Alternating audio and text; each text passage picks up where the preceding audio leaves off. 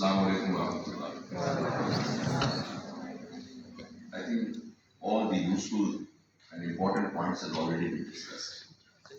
And I honestly feel that even if I don't say anything, we can conclude the session because the message has already been conveyed.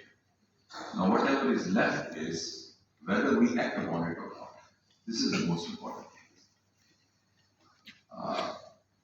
अगर आप इजाजत हो तो मैं उर्दू में बात करूं बिकॉज मेरी मादरी ज़बान पंजाबी है वो मैं ऑस्ट्रेलिया में पढ़ाता रहा हूँ और वैसे भी सारी जिंदगी अंग्रेजी में पढ़ाता रहा हूँ, लेकिन अभी भी जो कुछ उन्हें कहना होता है तो पहले मैं पंजाबी में सोचता हूँ, फिर उसको उर्दू में ट्रांसलेट करता हूँ, फिर मैं एक कोशिश करता हूँ कि अमेरिकन या बरतानिया के मिक्स्ड एक्सेंट में उसको फिर अंग्रेजी में ट्रांसलेट। और एक रिसर्च है जिसके मुताबिक आप जितने मर्जी जबरदस्त अंग्रेजी कान हो, आपको 350 से 500 अल्फाज की वोकैबुलरी से ज्यादा आपकी वोकैबुलरी नहीं होती अनलेस अगर आपने इंग्लिश को एज अ सब्जेक्ट रखा या वहां रहे। और एक देहाती माँ के पास अपनी जबान के 3500 वोकैबुलरी की इसका, और जो हमारा थॉट प्रोसेस है वो डिपेंडेंट ही वोकैबुलरी के ऊपर है।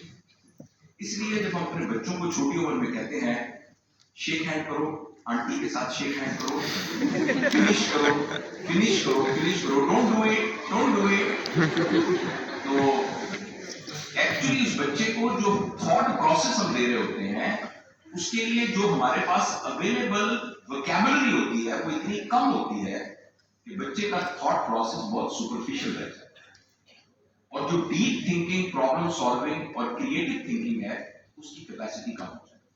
क्योंकि एक लैंग्वेज ऑफ थॉट होती है और एक लैंग्वेज ऑफ कम्युनिकेशन।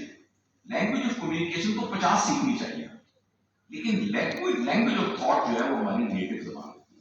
लेकिन जैसे वो मगरबी तहजीब के बारे में कहा था तो समहाउ हमारे ज़हन में ये आ गया है कि अगर CAT कैट बच्चा कहेगा तो वो एक मॉडर्न माँ या बाप को डिपिक्ट करेगा, और जब वो बिल्ली कहेगा तो वो फिर एक जाहिल इंसान होगा। तो इसकी बुनियाद पर फिर हमें बहुत ही मजबूरी होती है ये कहने की कि बेटा फिनिश करो, फिनिश करो।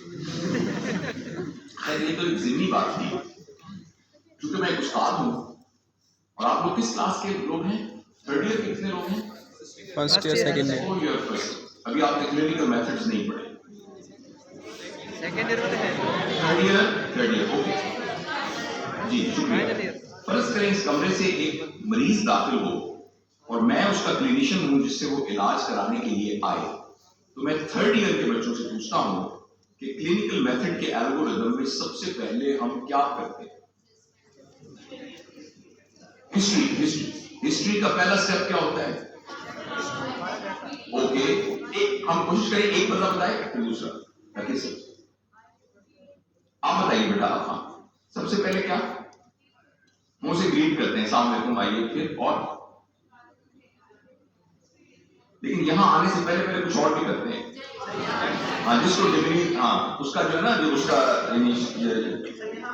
डिमिनियर कहते हैं ना, कि वो चल कैसे रहा है, लड़ा के चल रहा है, बड़े शब्द ऐसे करके आ रहा है, लड़ा के आ रहा है, जिसको उससे अंदाजा लगा लेते हैं कि पेशेंट की सिचुएशन क्या है। फिर क्या करते हैं?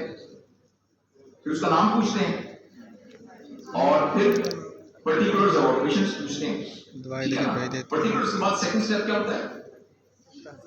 शाबाश, प्रेजेंटिंग कंप्लेंट पूछते हैं कि भाई आपको तकलीफ क्या है।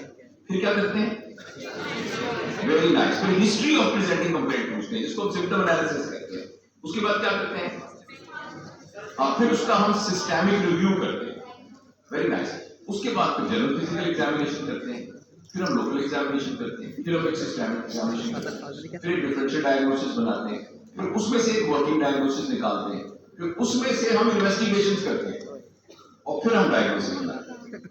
मेरे प्यारे बच्चों, वो जो मरीज कमरे से दाखिल हुआ है उस मरीज का नाम पाकिस्तान है, और मेरे जिम्मे ये लगाया गया है कि मैं इन्हीं साइंटिफिक मेथड्स के साथ ये पता करके बताऊं कि इस मरीज की डायग्नोसिस क्या है, और डायग्नोसिस के बाद फिर इसकी ट्रीटमेंट क्या है, और फिर उसका आउटकम क्या है।